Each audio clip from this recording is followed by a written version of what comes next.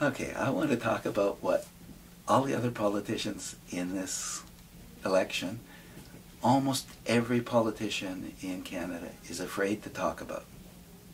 I want to talk about a carbon fee and dividend. And you know, I know, that everybody else is afraid to talk about it.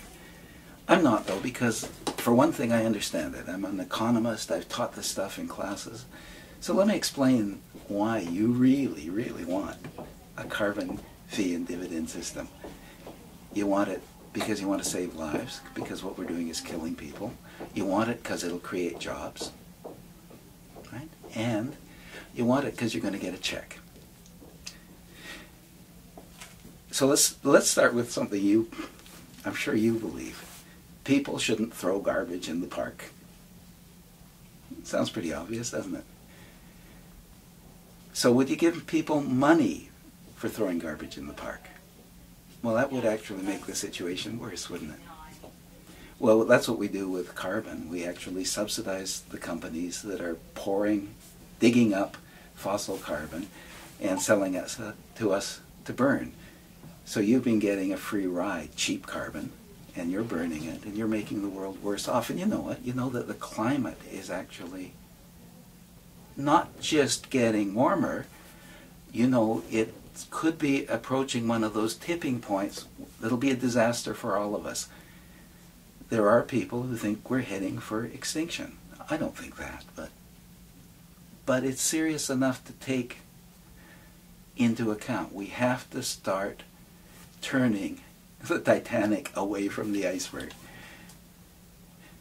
So if you wanted to stop people from dumping their garbage in the park, what you do is you'd start to fine them. You just put a little tax, or big tax, on garbage in the park.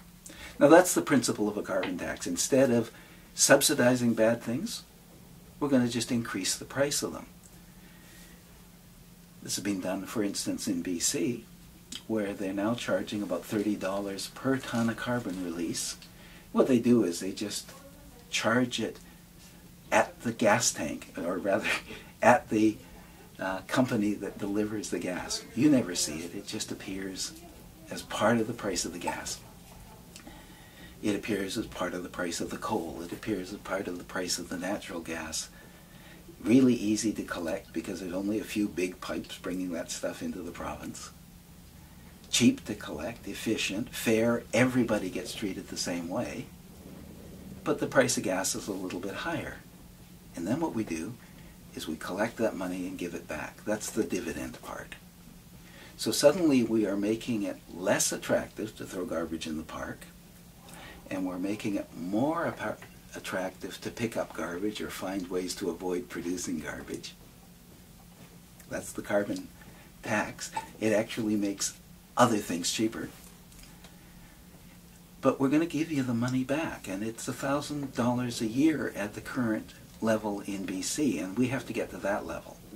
I'll tell you something else really nice about this carbon fee and dividend scheme, that as the price goes up, and it has to go up to $100 or $200 a ton if we're going to stop the momentum, if we're going to turn the Titanic, as I like to say,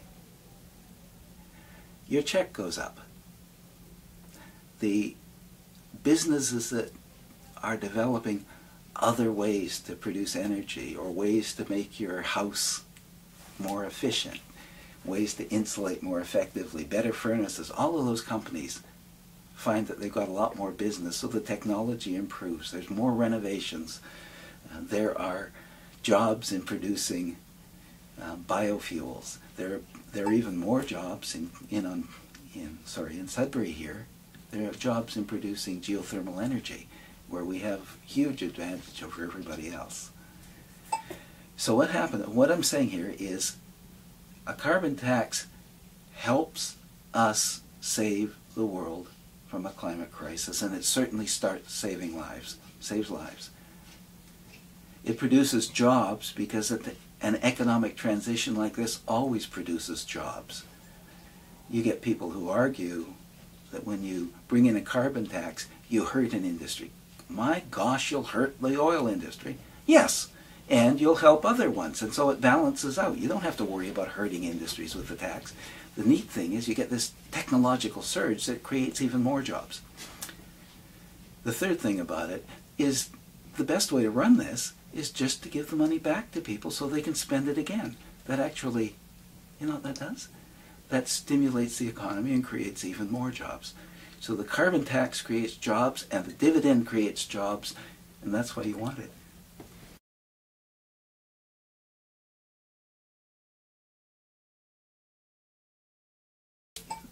The two places you're going to feel this is on your heating bill and your gas bill. Some other prices will go up, some other prices will go down, but those are the big ones. So what's going to happen is the oil company and gas companies are going to pay money to the government for each ton of carbon that would be produced by what they sell. They pay it to the government. And what's the government do with that money? Well, in a sense, that's up to you. That's a political question. We economists say, well, you should spend it on the most productive thing, right?